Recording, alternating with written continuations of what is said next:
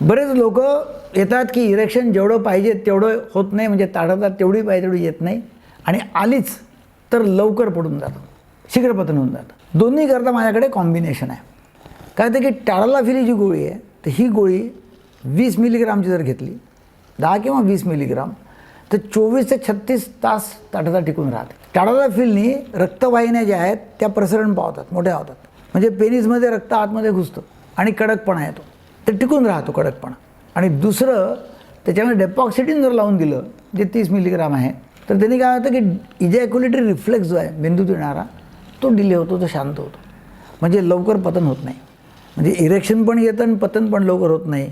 तर 24 ते 36 तास जर आलं तर डेफिनेटली आपला वीकेंड चांगला जाऊ शकतो. त्यामध्ये आपण जर इजॅक्युलेशन एकदाही केलं नाही, फक्त इजॅक्युलेशन काढायच्या वेळा बाहेर काढून घेतलं, दाबून टाकलं, ढिलं केलं, म्हणजे स्क्वीज टेक्निक, तर 2 दिवस पूर्णपणे एन्जॉय करता येतं आणि काहीच अडथळा येत नाही. सेकंड राऊंड, थर्ड राऊंड, काय 10 राऊंड होऊ शकतात, काही प्रॉब्लेम नाही आहे. डेपॉक्सिडिन जे आहे ते अँटी डिप्रेशन पण आहे, म्हणजे जर डिप्रेशन असेल, अँझायटी असेल, ते पण ठीक करतं. त्यामुळे एकंदरीत हे चांगलं कॉम्बिनेशन आहे आणि चांगला फायदा होतो. सुखी वैवाहिक जीवनाकरता हा रामबाण उपाय आहे.